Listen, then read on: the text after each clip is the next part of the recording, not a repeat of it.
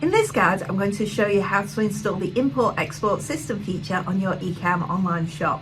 From the dashboard, you need to click Features on the left-hand side menu, and that will take us through to the Features library. Now, this is a test shop, so instead of going to the regular features page, because I have no features installed already, it'll redirect me from installed features onto the feature library, where we can find a full list of all the features I can add. Okay, so I could search for Import-Export up here, although it's quicker to go into the Made by Ecamm group by clicking View More on the right hand side, scrolling down until I see Import-Export System and clicking this here. This will take us to a little bit of bump about the feature and what it does, and all you need to do is click Install Feature in the bottom right hand corner. Give it a couple of seconds and Import-Export System will be installed on your Ecamm online shop.